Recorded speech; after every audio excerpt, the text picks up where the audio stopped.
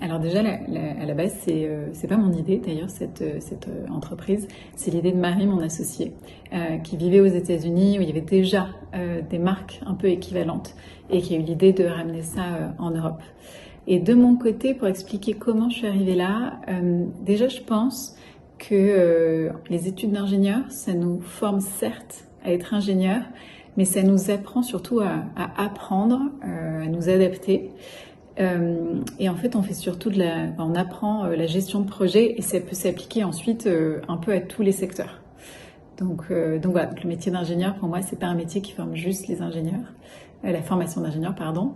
Et ensuite, pourquoi j'ai cette sensibilité pour le soin? Moi, je viens d'une famille de médecins, donc j'ai toujours été un peu baignée là-dedans.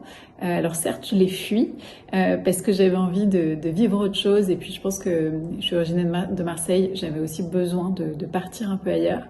Mais en fait, j'ai été rappelée à tout ça. Et avant Jolie Mama, j'ai travaillé 8 ans dans la santé dans un groupe de santé privé français. Donc j'étais déjà un peu revenue sur ces problématiques de santé. Ce livre, c'est pas juste un manuel de la grossesse. En fait, comme ce qu'on fait pour tout chez Jolie Mama, on s'est dit qu'est-ce que nous, on aimerait avoir, qu'est-ce qu'on aurait aimé avoir. Et ensuite, on se dit que si ça nous plaît à nous, alors ça plaira peut-être pas tout le monde, mais ça devrait faire écho chez pas mal de femmes. Et nous, on avait envie d'un livre de recettes, d'un beau livre de recettes avec des belles images, une belle identité graphique, dans lequel on puisse retrouver des conseils, des astuces qui soient facilement compréhensibles, accessibles et faciles à mettre en place. On n'avait pas envie d'un manuel un peu lourd à lire, dans lequel il y a beaucoup d'explications, mais qui soit peut-être pas facilement accessible pour tous les gens qui n'ont pas forcément de formation en nutrition ou en santé. Voilà, donc on voulait vraiment quelque chose de très facile, que tout le monde puisse utiliser au quotidien. Et puis en plus, c'est vrai qu'il existait déjà des manuels de la grossesse qui sont très bien faits. Donc voilà, l'idée c'était d'avoir un beau livre de recettes qu'on est content de garder chez soi, sur son étagère, et qu'on puisse même utiliser en dehors de la grossesse. On a démarré en 2019, il y avait en France et en Europe quasiment aucune marque qui était sur notre marché. Il y avait quelques compléments autour de la grossesse, mais voilà, très peu de marques et assez peu de produits. Pourquoi tout ça? Je pense qu'il y a plein de choses qui l'expliquent. Alors déjà, il faut savoir que nous, on s'est quand même inspiré, comme je l'ai dit au début, de marques anglo-saxonnes. Donc dans les pays anglo-saxons, il y avait déjà beaucoup de marques qui existaient et d'ailleurs qui existent toujours.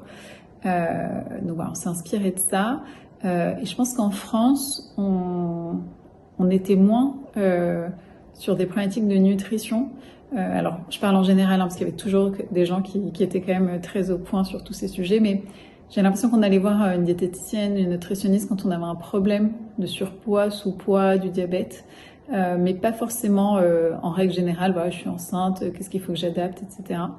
Donc je pense qu'on était moins dans ces sujets, peut-être un peu moins ouvert aussi à la nouveauté.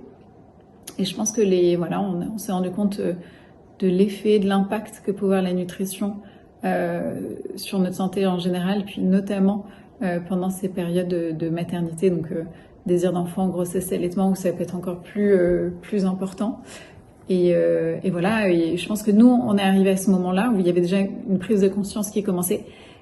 Et mais on n'est pas les seuls, c'est pas nous qui avons fait le marché. Je pense qu'il y a beaucoup de professionnels qui sont allés se former à l'étranger, qui sont revenus, ou de gens qui ont creusé le sujet.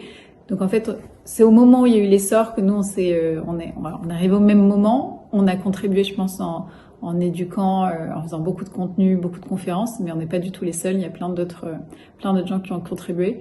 Et c'est vrai que maintenant, il y a pas mal de marques qui existent, qui ont un peu suivi notre sillon et puis qui ont peut-être vu aussi ce qui se passait à l'étranger.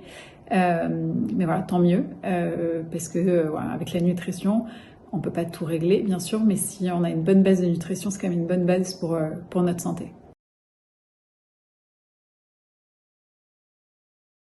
Alors, les gnocchis réconfort. C'est effectivement une recette qui, je pense, reflète bien notre philosophie. C'est une recette très gourmande et je pense que qui compte quand même à travers de l'alimentation, c'est de se faire plaisir. C'est une recette qui est réconfortante, rassasiante.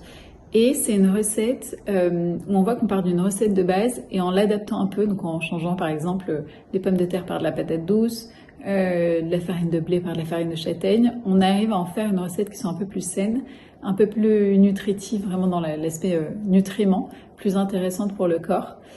Et je pense aussi que cette recette, alors forcément pour moi elle a un gros affect, je suis d'origine italienne et je suis partie d'une base de recettes de ma grand-mère qui faisait toujours les gnocchis les jours de fête.